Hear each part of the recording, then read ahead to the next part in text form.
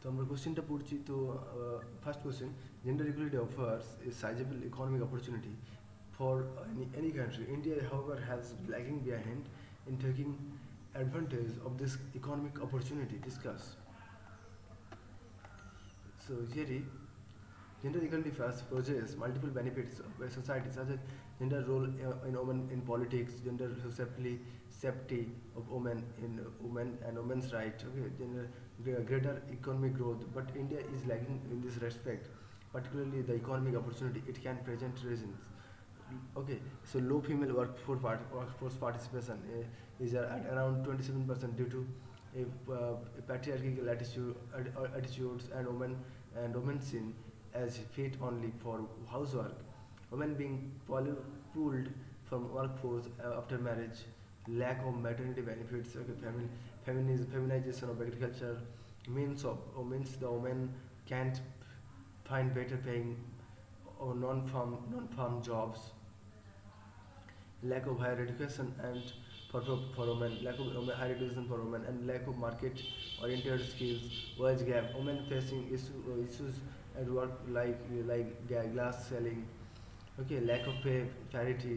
The World Economic Forum (WEF), the Global Gender Gap Report, has given India a poor ranking for this reason. However, certain initiatives have been taken like standards of scheme for entrepreneurship,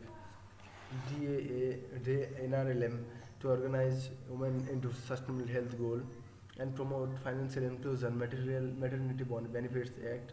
Way forward, women's access to education must be improved through the scholarship and higher education, empowering them with skills and market linkages in the way forward to gain benefits of the demographic dividend. So next,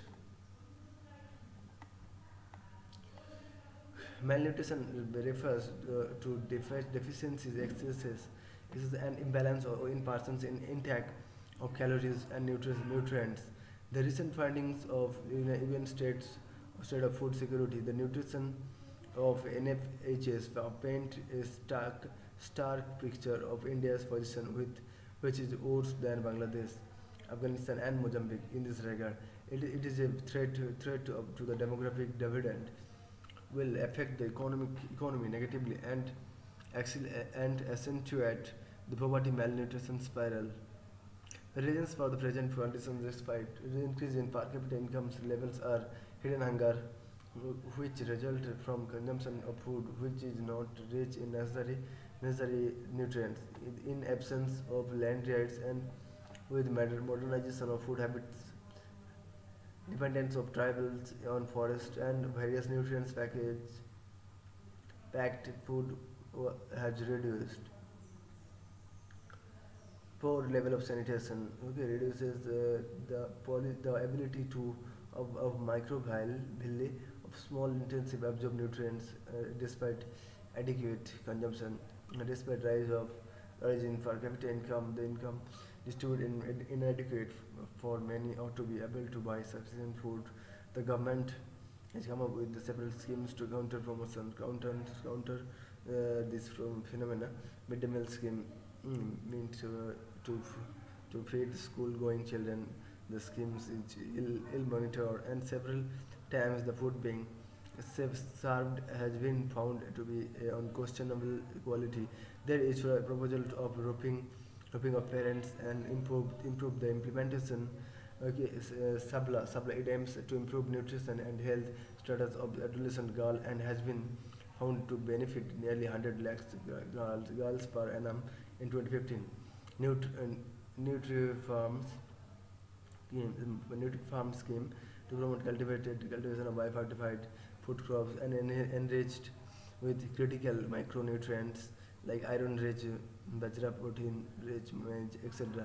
to fight the hidden hunger to vulnerable sections of society. Sustainable Health Goal 2 targets to end all forms of malnutrition by 2030, which will reduce stunting, wasting, and will benefit pregnant and lactating women. Wide implementation and monitoring of all these schemes is the only way forward. Gender inequality is socio-culturally born divide which is a result of full poverty specialization. The Global Gender Gap Report by WEF and Parity Index by UNESCO presents the gap picture of gender inequality in India. Gender equality, economic opportunity. There is a saying that women are least explored resource, and if properly mainstreamed, the economy of the country could be boosted. The recent survey by McKinsey presents the available opportunity for growth of the Asia Pacific region, which could boost the Asia Pacific economy by collective of GDP of 4 to 4.5 trillion dollars per year.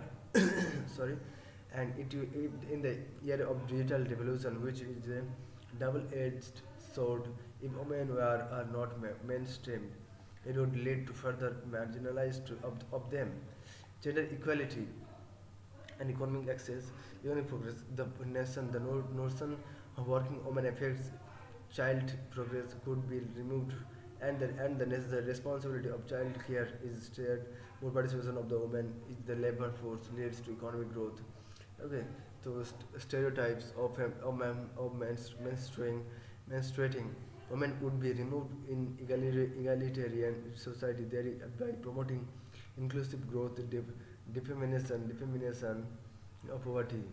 Okay, situation in Indian female labor force participation is in the bottom 10 ranks of the list. Patriarchal society, glass selling effect, early marriage, early pregnancy. Okay, if a percent of girl child has burden due to dowry, etc. Issue pregnant, plaguing woman. There are there is 0.473 girl child enrolled for every one boy in tertiary education. Low skill development, low lack of education, high dropout ratio, lack of transportation facilities, low financial services access can be contributed to the lack of financial independence of women. So much of work done by women goes vain as it is unaccounted in calculation of GDP. Benefits of India by gender equality. GDP growth could be boosted by 18%. GDP growth could boost 18% by 18%. Corporate glass selling effect could be broken. More female literacy, reduce infanticide. A corresponding sex ratio would all contribute to human capital, thereby promotion economic growth and growth of the nation.